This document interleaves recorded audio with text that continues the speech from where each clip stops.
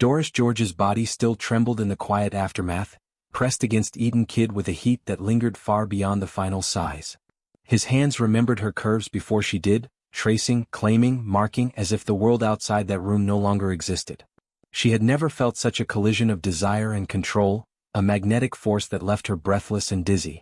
Eden's lips brushed her shoulder, whispered her name, and she shivered, knowing this night would not be forgotten, even if it was meant to exist only in secrecy. The room smelled faintly of their combined warmth, mixed with the subtle perfume she had worn only for him. The sheets beneath them were tangled and heavy, bearing the imprint of limbs, bodies pressed together, shared sweat, and moments of unrestrained surrender. Every brush of skin against skin, every murmur, every sigh had been deliberate, a negotiation of dominance and submission, attention and desire. Doris traced the path of his fingers along her back again, feeling the residual heat where his hands had explored so thoroughly, leaving a memory she knew would linger far longer than the night itself. Hi family, I need you to please help subscribe and watch my video to the end. Please remember to subscribe to my channel. Let us continue. Eden shifted beside her, calm and deliberate, his gaze quiet yet intense as he watched her. His presence was impossible to ignore, it filled the room without needing to speak. Doris could feel it radiating through every nerve, every inch of her body that had been attuned to him just moments ago. She could remember every press of his hand, the deliberate sweep of his lips along her collarbone, the gentle insistence that had left her trembling and consumed. There was a rhythm to their closeness, a pattern in their intimacy that neither needed to define or explain. It existed entirely in the exchange of attention, touch, and quiet acknowledgement. They had not spoken much during the night, it had not been necessary. Every glance, every movement, every shallow breath carried meaning. Doris felt the way Eden's fingers lingered, the slight adjustments he made as if learning her body all over again. It was more than lust, it was recognition. He saw her fully, acknowledged every curve, every reaction, every quiet gasp without judgment, without expectation beyond the moment. Doris allowed herself to melt into it, knowing she was giving herself completely, deliberately, and feeling a strange exhilaration in that total surrender. Minutes stretched, heavy and slow, but charged with lingering intensity. Doris leaned against him, tracing invisible patterns along his chest and shoulder. Eden responded with subtle movements, shifts of the hand, the tilt of a head, the brush of his lips against her skin, that sent heat curling through her again and again. The intensity of the night was no longer immediate, but its effect lingered, almost a pulse that hummed beneath her skin, a magnetic force she could neither fight nor resist. Every nerve remained alert, every sense awake, tuned to him even as calm returned. Eventually movement returned to the room, soft and tentative. Doris adjusted the sheets around her, letting the warmth of their night linger without clinging to it. Eden's eyes followed her every subtle movement, still attentive, still measuring, still present. There was no conversation, no need for it. They had communicated fully in the language of touch, of proximity, of silent acknowledgement. The night had been a transaction of intimacy, of desire, of unspoken understanding, and both had left nothing unclaimed. Rising slowly, Doris let the light fabric of her dress settle over her body, feeling the final traces of the night's warmth cling to her skin. Eden remained on his side, still quiet, still observing, a faint, knowing smile on his lips. There was no need for words. The night itself had spoken volumes. Every sigh, every brush of fingers, every lingering gaze had left a mark not just on her body but on her mind. She knew she would carry the memory of him forward, sharp, undeniable and intoxicating. As she stepped toward the door, lingering for a final moment, she felt the weight of the night settle around her like a private truth. Eden Kidd had not merely been a physical presence. He had been a force that lingered in her senses, a memory she would return to over and over, even in the ordinary cadence of daily life. This night had been fleeting, unrepeatable, yet profound, leaving her both exhilarated and haunted. Some nights, she realized, were not meant to be repeated. Some nights existed to leave a permanent echo, to alter the way someone moved through the world, to claim attention and desire in ways that could not be ignored. And in that quiet, in the fading warmth of sheets and skin, Doris George acknowledged something that startled her. Eden Kidd had left a mark deeper than pleasure alone. He had left a force, a pull, a magnetic presence she would feel long after dawn, a gravity she had surrendered to fully, willingly, and without regret. Morning light filtered through the blinds in jagged stripes, falling across the room with a calm indifference to what had transpired hours before. Doris George sat on the edge of the bed, the memory of Eden Kid still electric in every nerve, lingering like a secret pulse beneath her skin.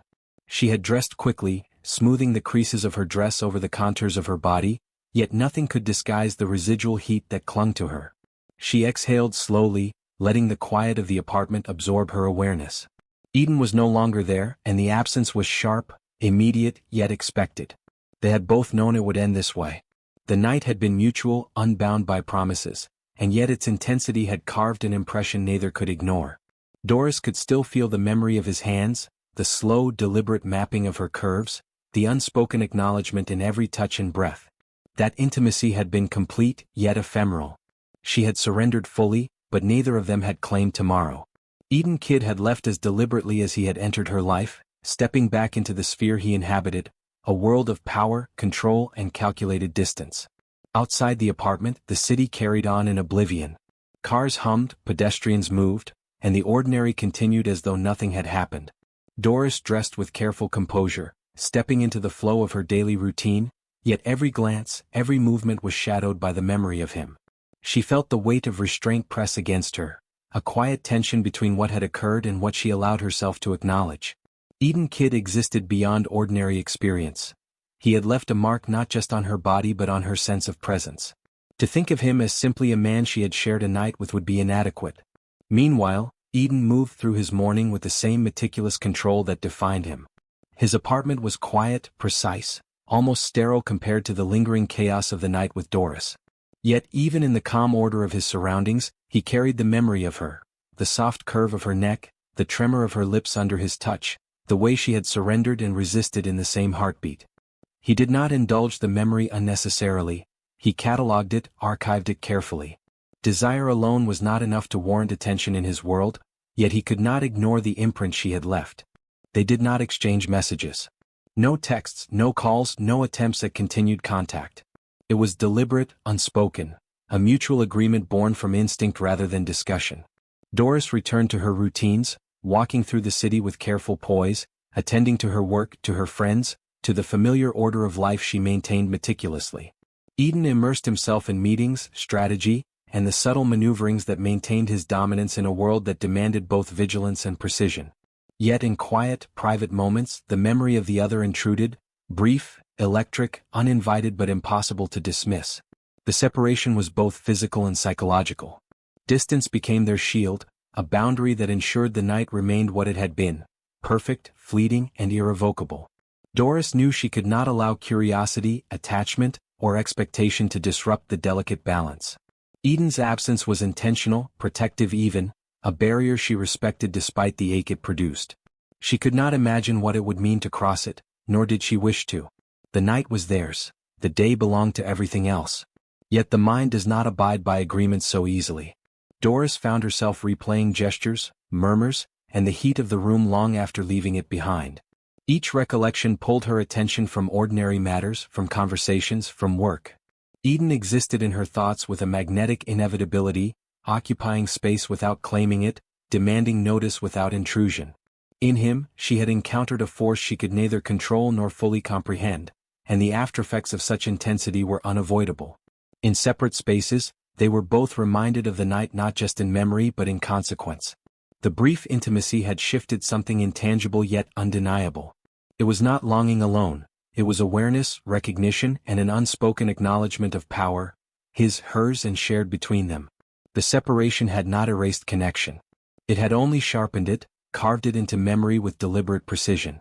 Each went about their day under the guise of normality, yet every glance, every thought carried the weight of what had transpired and what had been deliberately left unspoken. By nightfall, the city's lights reflected in windows, streets, and storefronts, indifferent to human desire, yet Doris and Eden were both conscious of absence. One night had passed. 2 lives returned to routines. And yet, in the quiet moments between the rush of day and the fall of night, each felt the pull of the other, subtle, persistent, undeniable. Separation had become their armor, and the memory of that night had become its own gravity, an unspoken tether neither could sever. The city had a way of folding back on itself, of bringing people into proximity when they least expected it. Doris George had convinced herself that the night with Eden Kid was contained, a singular event that existed only in memory. Yet the universe, or perhaps circumstance, was indifferent to such resolutions. She first saw him in a quiet corner of a restaurant she frequented, the kind of place where the hum of ordinary life offered comfort.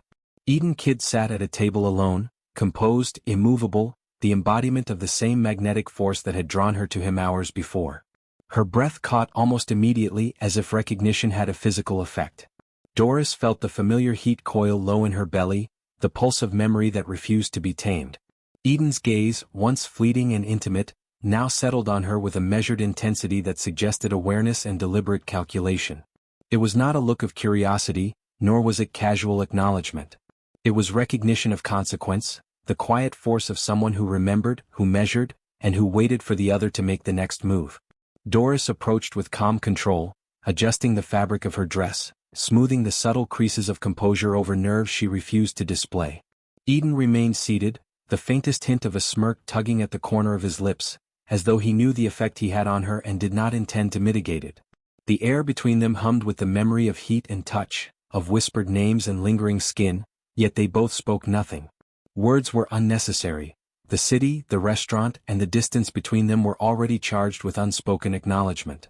"Doris," Eden said finally, low, precise, deliberate, the way his voice had the night before, both familiar and electrifying. Her name rolled off his tongue like a subtle claim, a reminder of the night they shared, and the attention he demanded without overt force. Doris inclined her head, letting the acknowledgement settle. There was no embarrassment, no hesitation. Just recognition. She had felt him in her body for hours even when he was absent. Now she felt him in the air, in the space between them, pulling at her awareness again. The interaction was brief, careful. Eden rose, calm and deliberate, and offered the faintest nod, a gesture both courteous and commanding. Doris responded with equal composure, aware that this was no ordinary encounter. The intensity of their first night remained between them like a taut wire, delicate, precise, dangerous if mishandled. There was no need for chatter, no requirement for explanation. They existed in the same space, acknowledging the magnetic gravity that connected them, both aware that the encounter was no accident. Yet the reappearance carried consequences. Doris could feel the subtle shift in her own awareness, a heightened sense of caution mixed with a persistent pulse of excitement. Eden's presence reminded her not just of desire but of power, the quiet control he exercised over himself, over situations, over attention. She was drawn in, instinctively attuned to his rhythm, yet maintained a careful reserve. It was a delicate balance, to acknowledge without surrendering, to recognize without yielding. Eden observed her in return, noticing the subtle curve of her posture, the set of her shoulders, the way her eyes flicked momentarily toward him before regaining composure. He measured her as carefully as he had measured the night before, aware of the lingering effect he had left, calculating the possibilities now that they were both conscious of the continuation of proximity. This was not casual. This was the first ripple of an inevitable collision, a test of gravity and control, an unspoken negotiation of attention and presence. Time passed slowly, measured by the unspoken tension that existed between them. The restaurant's ordinary hum faded, reduced to background noise as the memory of that night filled every corner of consciousness. Doris recognized the pull, the inevitable acknowledgement that Eden Kidd was no longer a single-night occurrence in memory, but an active presence in the reality of her life. The thought sent a shiver down her spine, not entirely unwelcome, not entirely comfortable, but undeniably compelling. When they finally parted that day, it was with the same quiet acknowledgement that had defined their night together. No words of explanation, no promises of contact. Only the recognition that the past, however brief, had returned to assert itself. Doris walked away aware that separation was no longer guaranteed, that Eden Kidd existed now not just in memory but in tangible reality, and that the consequences of their connection were only beginning to unfold. The gravity of him lingered, impossible to ignore, drawing her attention, shaping her awareness, and signaling the inevitable continuation of what had begun with one unforgettable night. Doris George had always prided herself on control. She moved through the city with poise, managed her work with precision, and maintained boundaries that few dared to challenge. Yet Eden Kidd's sudden reappearance had disturbed that balance in ways she had neither anticipated nor desired. That night, their connection had been fleeting and contained, and yet now, weeks later, it pressed into her daily life, intruding in her thoughts, her decisions, and her awareness. She found herself standing outside his office building, hesitant but deliberate. It was not business that brought her here, though their paths had already begun intersecting in subtle, unavoidable ways. No, this was curiosity tempered by a lingering pulse of desire, the recognition that Eden Kid had left an impression deeper than one night, and that she needed answers, even if they were inconvenient. She stepped into the lobby, her heels echoing softly against polished floors, and allowed herself a moment to inhale the faint scent of authority that seemed to cling to him wherever he went. Eden Kid, as always, was composed. His office was minimalist, orderly, precise, a reflection of the man himself. Yet even within this controlled environment, there was something untamed about him, a subtle intensity that hinted at the magnitude of power he held outside these walls. When he looked up, his eyes locked on hers with the same magnetic focus that had defined their first encounter and their subsequent reappearance. Doris felt the pull again, stronger this time, a combination of recognition, memory, and the undeniable gravity of the man himself. "Doris," he said, voice calm, deliberate, carrying the weight of unspoken acknowledgement. He rose from his chair, closing the distance between them with slow, measured steps. Every movement was precise, deliberate, impossible to ignore. She did not flinch. She had not come to surrender, she had come to understand. Yet even as she met his gaze, the memory of heat, touch, and intimacy lingered like a shadow over every rational thought. Eden's presence was overwhelming. He did not speak immediately, allowing the silence to stretch, to hang between them, charged with anticipation. Doris could feel the subtle tension in his posture, the quiet command that demanded attention without overt assertion. She shifted slightly, a reminder that she too possessed control, yet it was an almost futile gesture against the draw of his presence. Finally Eden spoke. That night, his words were deliberate, precise, almost reluctant. It was not an accident. There was no apology, no pretense. The statement hung in the air, an acknowledgement that the intensity between them had a purpose beyond impulse, beyond passion. Doris felt a shiver trace her spine, not entirely from memory, not entirely from desire, but from the weight of truth he carried. She exhaled slowly, steadying herself. "I suspected as much," she admitted, voice calm but charged beneath the surface. "It wasn't ordinary. It wasn't fleeting in impact, even if we agreed it was fleeting in duration." Her words were measured, precise, a reflection of the control she fought to maintain, even as Eden Kid's presence threatened to destabilize her equilibrium. A subtle smile tugged at the corner of his lips. "I recognize you, Doris. Not just your body, not just the memory of that night. You occupy a space in my awareness few do. I don't indulge impulse lightly." His words carried authority, magnetism, and a quiet intensity that left her both exhilarated and uneasy. Doris understood immediately that Eden Kid's acknowledgement was not a casual declaration, it was disclosure. He was revealing his awareness, his intent, and the scope of his focus, all in measured, deliberate cadence. The room seemed smaller, the air thicker, charged with a tension that was both professional and intensely personal. Doris felt the pull again, magnetic and unavoidable. Their connection was no longer confined to memory or circumstance. Eden Kid had disclosed the weight of his attention, the intensity of his focus, and in doing so, he had shifted the dynamic between them. She could feel it in every subtle gesture, every unspoken implication of proximity, every deliberate, controlled movement. "I need you to understand," he continued, voice low and deliberate, "that what we shared is not easily dismissed. I do not forget and I do not relinquish attention lightly. You are not a momentary indulgence, Doris. You have left an impression I do not intend to ignore."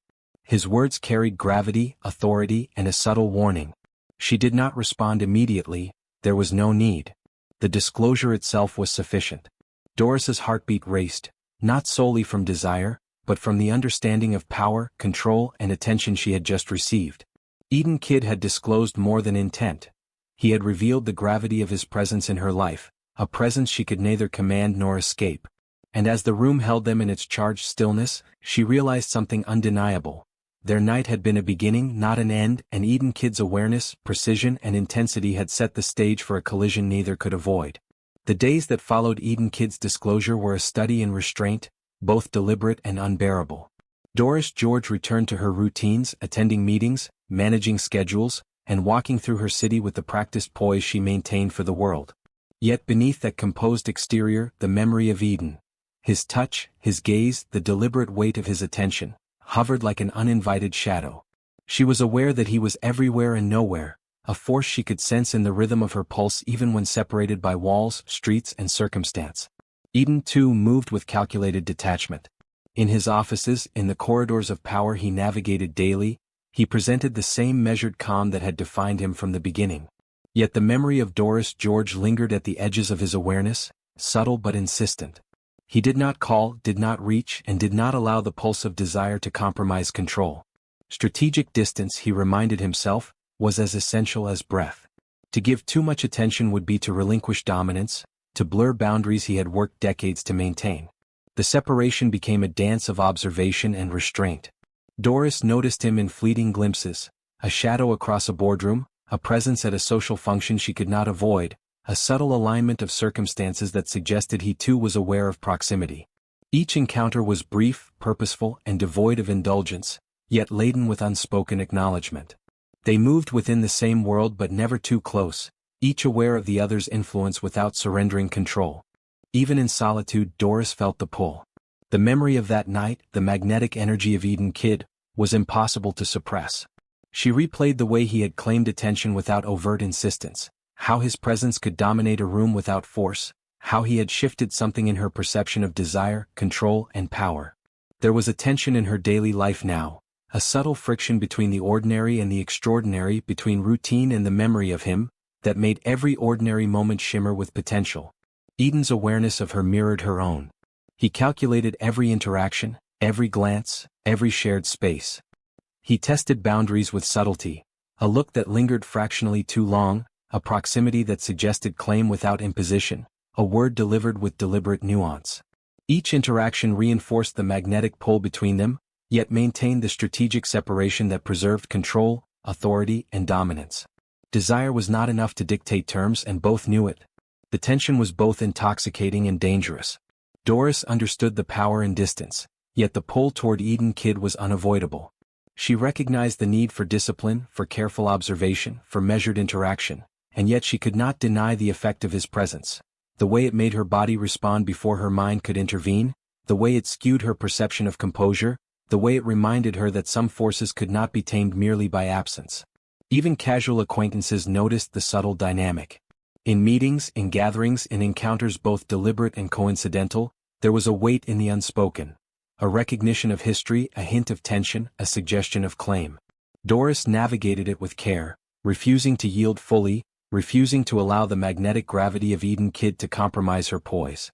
He, in turn, maintained the same exacting vigilance, ensuring that their connection remained potent but contained, dangerous yet measured.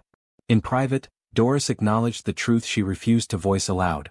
The strategic distance was necessary, but it was also agonizing. Eden Kid had not only captured her body for a night. He had imprinted on her awareness, on the rhythm of thought and sensation that she carried silently through her life. The calculated absence, the restraint, only sharpened memory, intensified longing, and magnified attention. Every glance, every echo of his name, every memory of the way he had touched her became an instrument of subtle obsession, controlled yet inescapable. And so they continued, two forces orbiting each other with precision. The night that had begun as a fleeting indulgence had evolved into a persistent awareness, a quiet gravity neither could dismiss. Strategic distance was no longer merely precaution, it was a test of patience, of control, of calculation. Each encounter, whether direct or incidental, was a reinforcement of the intensity that bound them, a reminder that desire, when coupled with power, required careful navigation. By the end of these days, Doris George understood an uncomfortable but undeniable truth. Eden Kid was not simply a memory. He was a force, a presence, a challenge to control, and the separation between them only served to sharpen the stakes. Every measured step, every deliberate glance, every careful interaction reinforced that what had begun with one night had evolved into something neither ordinary nor easily dismissed. And in that understanding, Doris allowed herself the faintest acknowledgement. The game had begun, and Eden Kid was both the opponent and the inevitable center of gravity around which her life now shifted. The world had a way of bending to Eden Kid's design, though few realized the precision behind it. Even Doris George, accustomed to control and careful planning in her own life, could not ignore the subtle shifts that now seemed to revolve around her. He was everywhere and nowhere, appearing in intersections of her routine, slipping into moments of coincidence with the quiet inevitability of someone who understood gravity, and how to manipulate it. Eden did not speak of his intent, yet every presence, every glance, every subtle maneuver spoke louder than words. Doris noticed it almost immediately, a growing pattern she could neither dismiss nor rationalize. Meetings she had expected to attend alone now featured him in the background, a poised observer whose eyes held the calm intensity that had first drawn her attention. Invitations to events she considered neutral became subtly charged by his presence or absence, calculated to pull at her awareness without force. It was the first evidence of his strategy, a demonstration of influence that required patience, timing, and control. Eden Kidd did not chase, he orchestrated. She felt it in her body first, before her mind could catch up. The subtle tension in her shoulders when she entered a room he occupied, the quiet acceleration of her pulse when he glanced in her direction, the magnetic awareness of proximity that seemed to radiate from him like invisible waves. Doris had faced challenges before, wielded control over outcomes in business and life with precision, but this was different. Eden Kidd was not a problem to solve. He was a force to navigate, a presence that demanded both attention and restraint, pleasure and caution, in equal measure. Eden observed her as deliberately as she noticed him. Every subtle response, every shift in posture, every fraction of hesitation or confidence was logged, considered, and employed in the quiet game he now played. Targeting was not about possession. It was about influence, control, and the delicate orchestration of attention and awareness. Doris had left an impression that could not be ignored, and Eden intended to explore its boundaries without allowing surrender to compromise dominance. Every encounter became a test. A casual brush in the corridor, a subtle glance during a meeting, a deliberate arrangement of seating at a shared function. Each was layered with intent, precise and deliberate.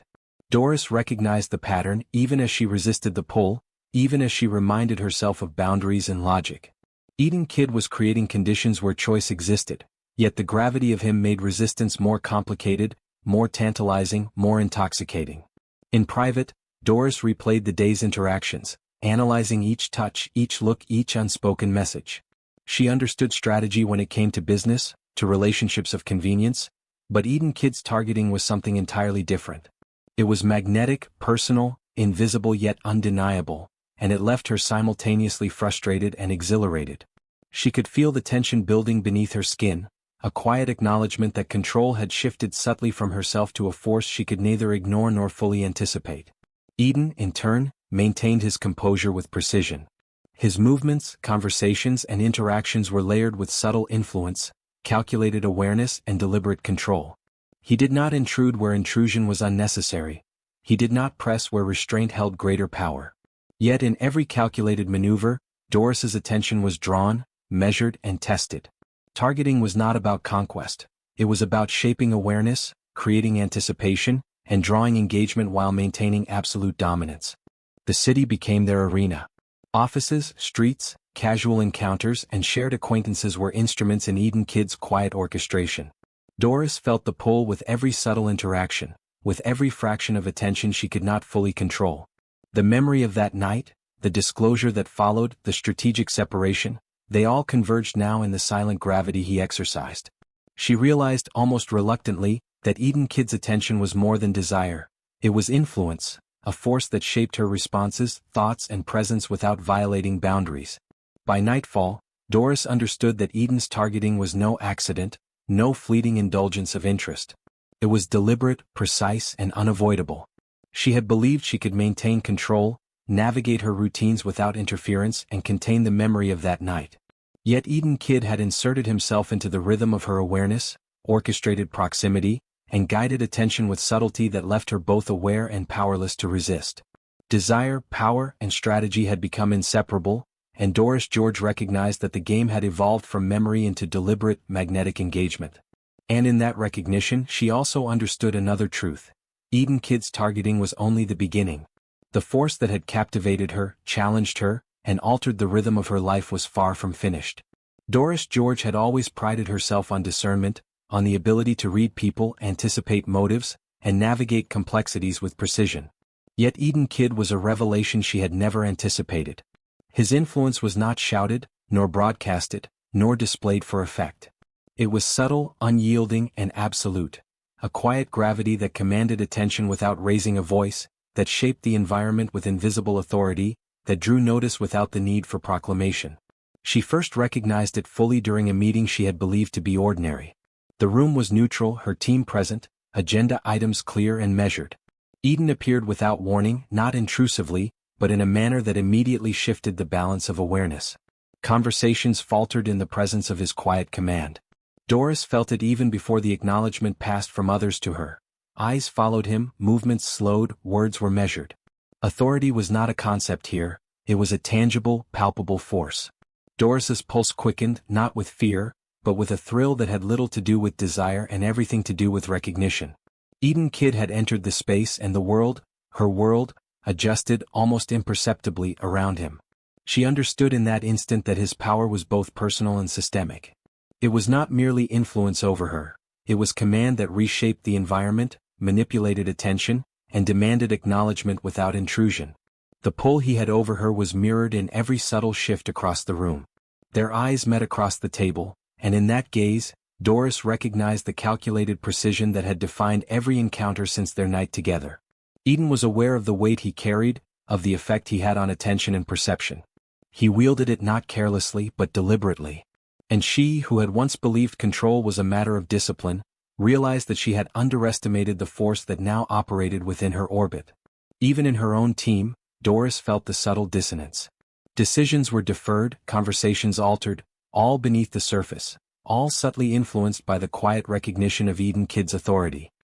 He did not speak more than necessary, yet every word carried the precision of someone who knew exactly how to command attention and bend circumstances without overt action. It was an art, and Doris felt the thrill and tension of recognition, understanding at last that Eden's power was comprehensive, deliberate, and absolute. The effect on her body was undeniable. Heat coiled low, tension threaded through every nerve, awareness sharpened in ways she could neither fully explain nor resist. She realized that her prior resistance, the strategic distance she had attempted to maintain, was already compromised, not by overt action but by recognition. Eden Kidd did not demand surrender, he prompted acknowledgement. He did not seek compliance, he elicited awareness. And the recognition of his authority was intoxicating, destabilizing, and undeniably compelling. In quiet moments after that day, Doris replayed each interaction with precision. She considered every gesture, every look, every fraction of influence that had subtly reshaped her decisions, her awareness, and her presence. Authority was no longer an abstraction. It was tangible, kinetic, a force she could measure in tension and attention, in posture and reaction. Eden Kidd had demonstrated, without ceremony, without spectacle, that his control extended far beyond intimacy or memory. It existed in the very architecture of interaction, in the flow of perception, in the magnetic pull he exercised effortlessly. Even as she navigated her routines, Doris felt the subtle recalibration of her own attention. She could not pretend neutrality, could not dismiss the force that Eden exerted. He was no longer just a memory, no longer just a presence recalled in private reflection. He was authority incarnate, immediate, inescapable, and impossible to ignore. The recognition of his command left her simultaneously exhilarated and wary, aware that she was navigating a landscape shaped by a force she could admire, respect, and fear all at once. By evening, when the city hummed and the routines of day dissolved into quieter moments, Doris acknowledged the truth she could no longer avoid. Eden Kidd was not simply a man she had shared a night with. He was a force she had underestimated, a presence whose authority shaped perception and commanded attention. Recognition of his power was not optional, it was inevitable. And in that recognition she understood that every step she had taken to maintain control had been measured against a force far greater than herself, a magnetic, deliberate, and intoxicating authority she could neither resist nor fully escape. Doris George had spent her life understanding boundaries, respecting order, and navigating systems built on rules she neither created nor could easily bend. Yet Eden Kidd was not a system to navigate, he was a force to contend with, a gravity that did not yield to convention or expectation. Every measured interaction, every subtle exertion of authority, had led her to a singular realization. The rules she once adhered to did not apply to him and perhaps, more dangerously, did not apply to her either. She confronted it first in private, pacing the quiet spaces of her apartment, mind alive with thought and pulse quickened by memory. Her independence, her control, her strategic poise, they had guided her through countless decisions and encounters, yet now they were insufficient. Eden Kidd's influence was pervasive, magnetic, undeniable. And yet, within her awareness of his authority, a spark ignited, a defiance not of desire but of expectation, a challenge to the invisible structure he seemed to enforce with effortless precision. It began subtly. In meetings where he appeared, Doris chose moments to assert presence without deference, to speak with measured confidence, to redirect attention subtly without yielding. Eden noticed. He did not interrupt, nor did he chastise. His gaze lingered, calm and observant, acknowledging the deliberate defiance without confrontation. The tension this created was electric, a taut wire strung between them, charged with memory, desire and mutual understanding of power. Doris found herself exhilarated by the awareness that she could provoke reaction, that she could assert control, that her presence demanded acknowledgement even in the orbit of his influence. Outside the professional sphere, Doris tested boundaries with equal precision. Invitations to events, orchestrated encounters, subtle choices in her routines, all became calculated acts of resistance, ways to measure her autonomy against his pervasive gravity. Eden Kidd responded not with anger or imposition, but with adjustment, subtle recalibration, an almost imperceptible counterweight that maintained tension while acknowledging the challenge. It was a game of dominance and awareness, a push and pull between force and restraint, desire and defiance. The memory of that night, and the disclosure that had followed, amplified each act of subtle rebellion. Doris understood the stakes. Eden Kidd was not merely a man to impress, seduce or avoid. He was a presence whose attention carried consequence. Yet she also realized that defiance, when measured and deliberate, was a means of reclaiming agency without breaking the tension that drew them inexorably together. Each act, small and precise, sent ripples through their interactions, forcing acknowledgement, recalibration and careful navigation of desire, authority and autonomy. Eden observed her with an intensity sharpened by curiosity and calculation. Doris's defiance was not reckless. It was deliberate, controlled and compelling. Each word, each movement, each decision made in subtle opposition to expectation revealed intelligence, audacity and awareness. He recognized that power was not merely imposed. It could be met, challenged and respected simultaneously. And in her challenge he found a resonance, a depth of engagement far beyond the ephemeral. In private moments, Doris reflected on the thrill and danger of this new dynamic. She realized that defiance was not simply rebellion. It was acknowledgement of authority, tempered with assertion of self. Eden Kidd's presence demanded attention, but it did not extinguish her agency. Each act of measured defiance was a negotiation of power, a subtle interplay of recognition, attraction, and strategic assertion. The tension between them became not only sensual but intellectual, psychological, a complex dance of dominance, challenge, and mutual respect. By the end of the week, Doris recognized a truth that unsettled and exhilarated her in equal measure. Defiance was a form of engagement, a statement of awareness, a way to navigate the gravity of Eden Kidd without surrendering entirely. The dynamic they had established, authority, desire, attention, restraint, challenge, was no longer a series of fleeting encounters. It was a living structure, a tension that demanded navigation, intelligence, and daring. And in testing the boundaries, Doris discovered not only her own resilience, but also the unspoken rules of the force that Eden Kidd represented. In acknowledging him without yielding, in challenging without breaking, Doris George began to carve a space for herself within his orbit. A space defined not by submission, but by recognition, strategy, and subtle power. And in that space she realized something thrilling and undeniable. Defiance, when deliberate and controlled, could transform the gravity of Eden Kidd from an obstacle into a conduit, a game and ultimately, a connection neither ordinary nor escapable. The city had grown quiet in the late evening, but Doris George's mind was anything but still. Every interaction, every glance, every subtle maneuver Eden Kidd had orchestrated since their first night now converged into a single, unavoidable reckoning. The trial she faced was not legal, nor professional, nor formal in any conventional sense. It was a test of resilience, desire, power, and authority. Every step she had taken, every act of defiance, and every instance of measured engagement had led her here, to a confrontation neither could deny, and neither could control fully.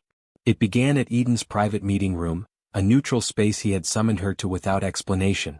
The moment she entered, the air shifted, heavy with anticipation. Eden Kidd was already present, standing near the floor-to-ceiling windows that overlooked the city.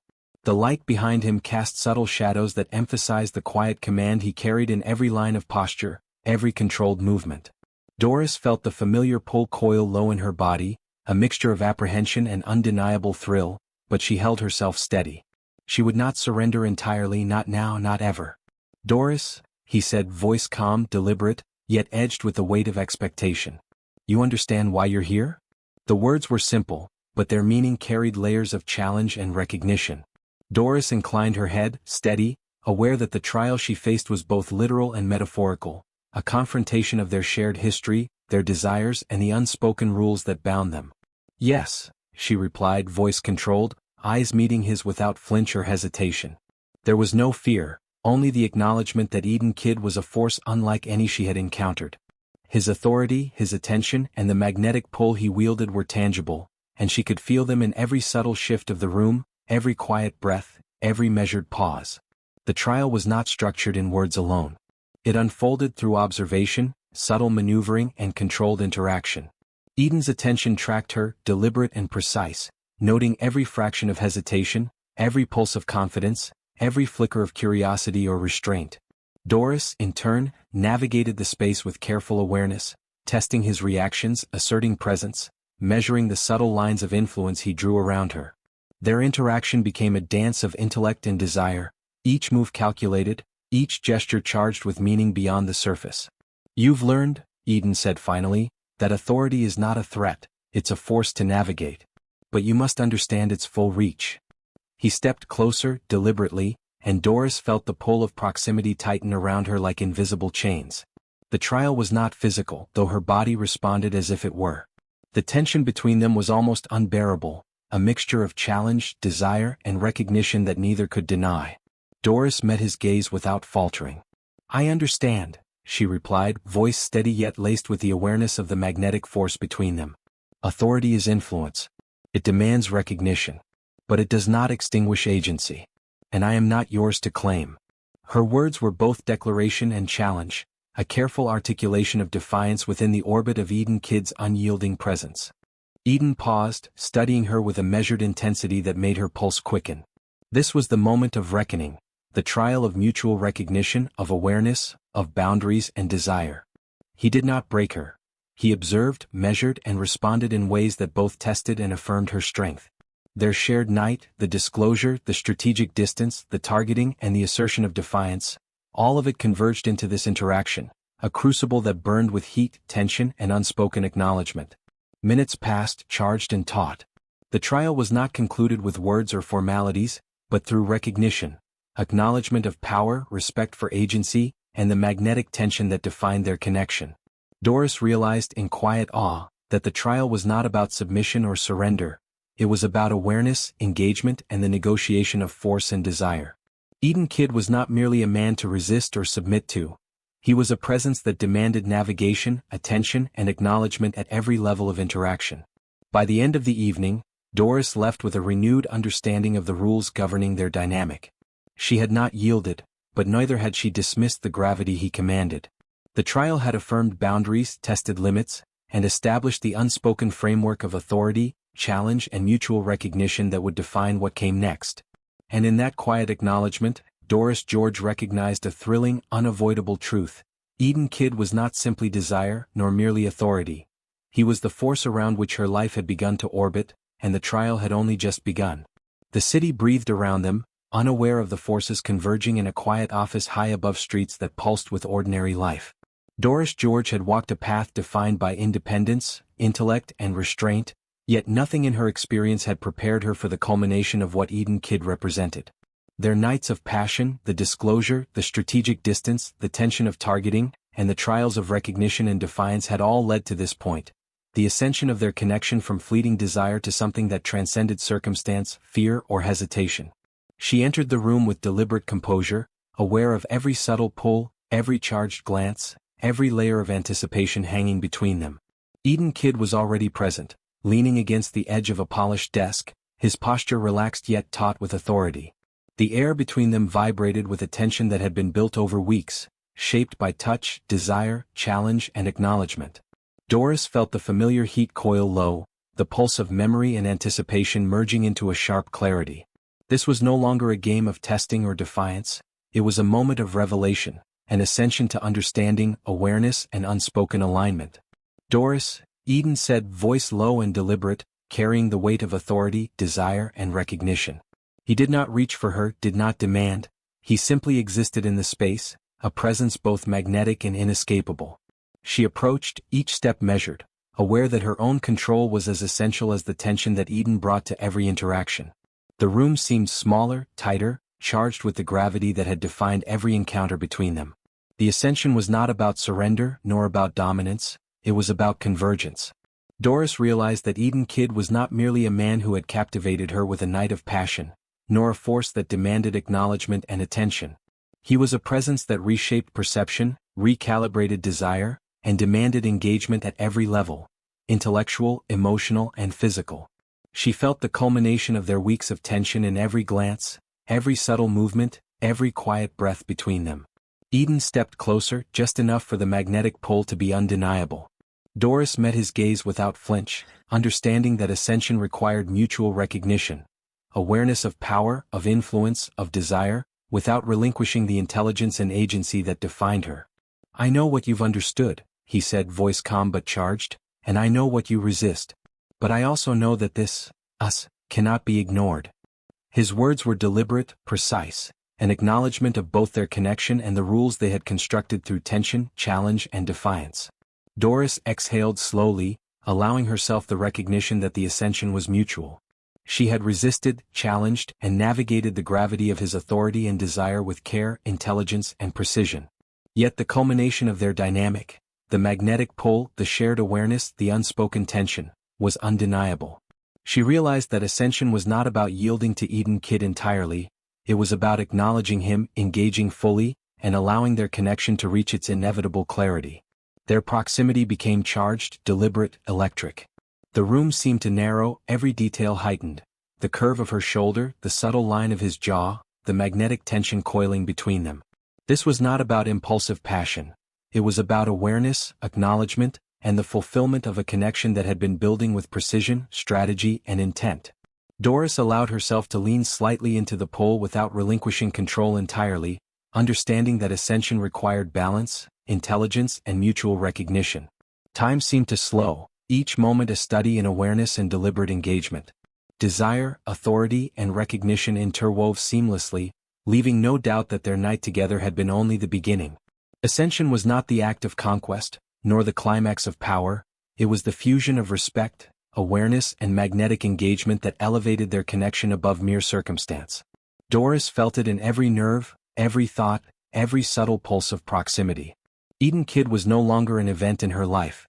He was a force she engaged with consciously, intensely, fully. By nightfall, the city lights reflected softly through the windows, yet the room contained a different illumination, the glow of convergence, awareness, and understanding. Doris George and Eden Kidd stood in quiet alignment, aware of the journey they had traversed, from a fleeting night of passion to deliberate separation, calculated tension, challenges of defiance, trials of recognition, and now the ascension of connection. It was a culmination of strategy, desire, authority, and mutual acknowledgement, and in that understanding, both knew that nothing would be ordinary again. The ascension was complete, not in surrender but in the recognition of force, intellect, desire, and presence intertwined. Doris felt it, Eden wielded it, and the magnetic pull that had defined their nights, days, and encounters now settled into a quiet but undeniable truth. They had crossed thresholds of intimacy, strategy, and influence, and the world would never allow them to be ordinary again. And in that powerful, intoxicating acknowledgement, Doris George realized that her one night had not only changed her, it had elevated her to a plane where desire, authority, and strategy coexisted, making her an equal, a partner, and, in the gravity of Eden Kidd, a queen in her own right.